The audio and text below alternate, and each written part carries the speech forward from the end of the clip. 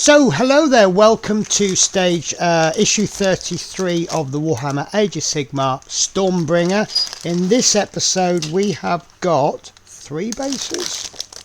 Knight Judicator. I believe we've done a Knight Judicator in the past, so this will be really good because I didn't get to paint it before because of the format that I was doing it. Now I had a quick look before we started this, and I think this is going to be a 3-episoder. I'll explain why as we come, but as always, let's have a look at the magazine. So we have the lovely front cover. There's the models that we get. Certainly would like to buy this, especially anything with Khorne on the front. You know me, I like my chaos models.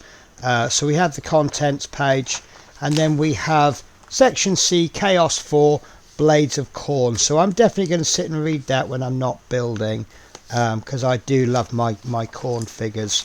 Look at that, absolutely awesome, love them. So then we have section C, battles, part 2, Carrion Empire, and then we have a little bit more Stormcast Eternals. This is all about the Knight Judicator. I like the way they do this. They bring in the page for the actual model that we're going to be building. So we have, you can roll for heroic origins. Then obviously we have the how to build, which I'll skip by that one. And then we have the how to paint. Now the reason I'm going to split this into 3 models is, or 3 parts, is obviously we get the building and the zenithal highlighting, and I think we'll do the Knight Judicator in the next issue, and then we'll do the Griff Hands and Rubble in the 3rd one, and then I think that will be a nice way to split things up. We have part 12 of the rules, so more rules. Then we have Order Tactics, Knight Arcanum, and I've had a comment in the past, and it said that that the person doesn't understand what I'm talking about. Now at first I thought that they were talking about the painting, so I've tried to explain myself a little bit more, and I don't think that's been helping, but I now think that what the person's actually talking about is the actual, when I talk about Knight Judicators and I talk about hits and to wounds and rolling dice to let's have a look. Rolling a 3, this warrior was a chronicler who was as precise with a quill as he now is with his arrows, you know, and all of this. And we're talking about Khorne, and you know, Death Knight Exalters and things like that. I'm going to be absolutely honest with you, I don't understand a lot about the game either. I'm trying to pick things up, so just to sort of do a bit of a recap on about me, I'm all about the painting of the models. I'm going to upset some people. I have no interest in playing the game.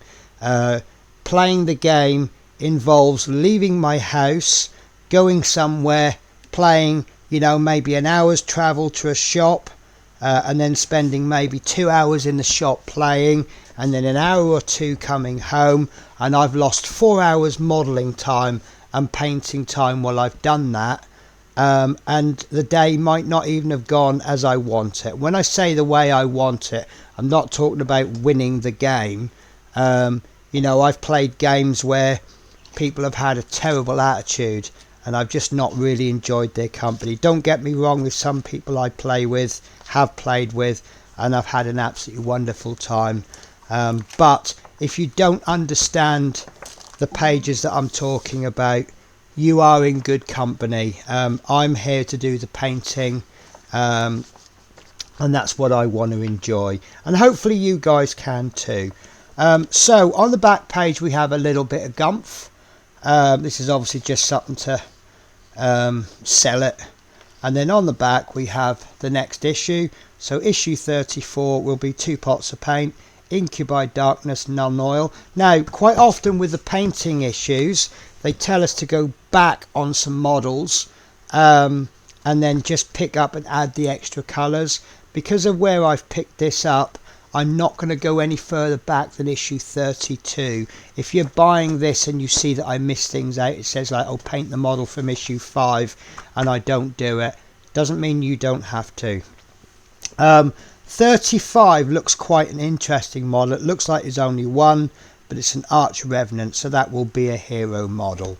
And then also you get this occasionally, you get these big pull out fold open pages, and this one is part 3 of Chaos, Domain of the Dark Gods. Now, with regards to the articles, Chaos is something that I know about. I'm a little bit of a Khorne fanatic. So let me just quickly explain. There are 4 gods of chaos. You have like order, you have chaos, and you have death and destruction and order. The one that I'm quite interested in is chaos, and you have 3 or 4 chaos gods depending on how far back you go into the Warhammer world. Now you have Nurgle. They tend to be green. They're all about death and decay, and they do have quite a logical theory, which is from death life can begin, and it's all about the circle of life, and it is actually quite interesting. You have Tzeentch, which I don't know an awful lot about. You used to have another one, Slaanesh, but the one that I'm mainly interested in is Khorne. Now Khorne is, you'll hear expressions like blood for the blood god, skulls, you know, and one of the wonderful expressions that I love about Khorne is Khorne cares not from where the blood flows. So he just wants these big gruesome battles. So you'll have a chaos army, and then you might have, say for example, orcs, and they'll have this big battle, and maybe the orcs win and all the chaos warriors are all wiped out. Khorne's still happy because he's seen destruction. You know, he cares not from where the blood flows, and I think it's quite an interesting one. Plus, when I first got into Warhammer, I remember saying to the store manager, you know, I like the look of this and I like the look of painting them, but I can't paint. And he says, well, why don't you go for chaos, because they're quite simple to paint. All you basically need is black, red and brass, and you are most of the way there. And at an absolute beginner level, that is sound advice. Obviously, as you progress into becoming more advanced, then obviously there's more to it than that. But you know, at a basic level, to get miniatures onto the table, you can just paint them all black, add some red and do some dry brushing, and you've got a nice easy model. Right, so let's waffle on no more. Let's have a look at this Knight Judicator. So we have got 3 bases. We've got the big oval base, which we know is going to be for our hero model, and then we've got 2 smaller bases which are going to be for our Griff hands. So as always, the detail on this is absolutely amazing. I will probably say this every single video, but if you buy these in the shops, they are very expensive, but look at the quality that you're getting for it. Absolutely amazing.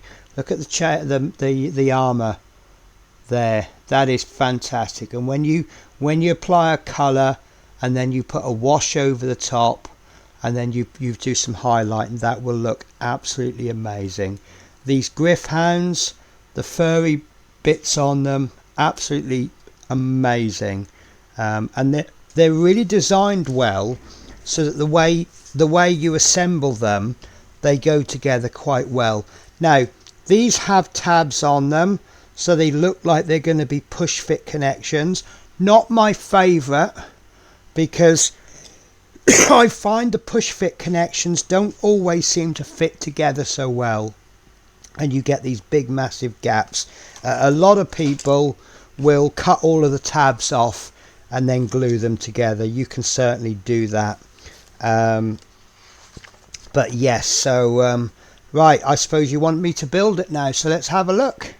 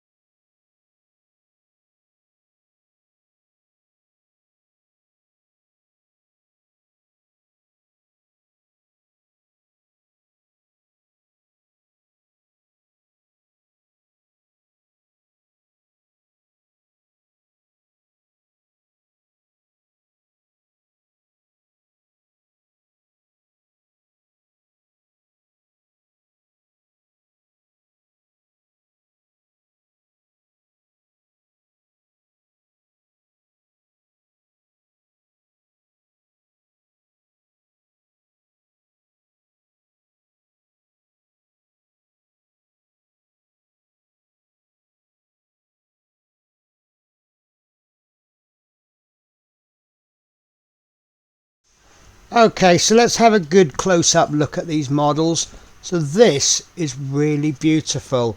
I can see, well, it's not too gappy actually. I almost fell foul. There was a little tab on the bottom of his foot and I really wasn't sure, so I left it on. It turns out you should, because it's then going to connect into this rocky bit. I really like the arrows. Obviously there are moulding restraints. There's no way you could mould that in a single piece, so they've actually made it 3-piece, and look how much extra it's added to those arrows. They all look like they're individual now, don't they?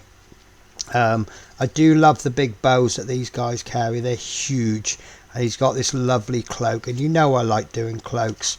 Now as I was building it, I realized one of the good things about push fit, you do get slightly poor connections, and Games Workshop have been rather clever in all their join points have been fairly hidden. It's not so easy on things like this, but you can see that's for push fit, that's actually a really good connection, so they have really well thought it. But obviously you have your disadvantages with your push fits, but your advantages are, when you come to paint this, if you then go, oh no, that's really difficult to get to, not a problem, we can just take it off and then we can paint it and then we can put it back on. Now this is the one issue I had. These are supposed to push together and then they go on the model. It's not happening, it's just not tight enough. So the easiest way to do it is to just place that on there like so. Get that into place. You've got your locating tab. We have an invasion. Hello, mister. And then using gravity to hold it down, we'll then place this second piece on. And once that's locked in, it's not locked in super tight, but just give it a bit of a wiggle to line it up. And I'm trying really hard with a cat on me. There we go, and then just push that in. But that is a superb model. Now look at these closely, because you can see they're quite well detailed, but you know what happens when we do the zenithal highlight. So this is actually quite nice. It's a 3-piece model, quite well detailed. I've just spotted a little bit there. I've missed the cleanup. It's funny how sometimes the camera shows things up. You think you've done a really good job, and then suddenly you put it on camera and then you look at it and you're like, oh no, that's awful. So these are your 2 Gryph-hounds, quite dynamic posers, completely different posers from each other. So as I say, it's very hard with a cat on the table, but cop a bit of the detail before we do the zenithal highlight. And also because one of these is on the downwards jump and one of these is on an upwards jump, the zenithal is going to catch them completely different. So let's get some spray painting done. So into the spray booth we go, and the primers that I'm using today, and I will probably stick to forever and a day, is my AK interactive primers. I do like them. I've always been looking for a good brush on primer. I thought Army Painter was the one.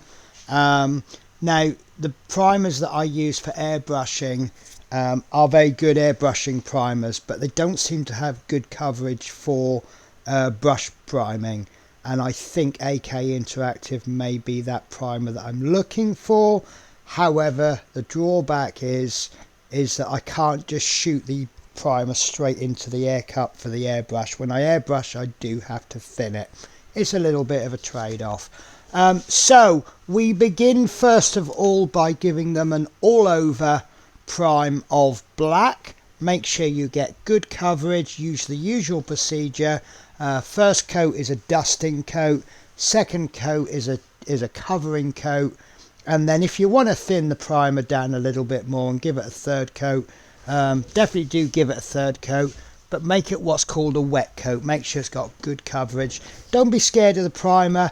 It's not like a paint, and if you put too much on, it'll obscure details, as you will find out later on.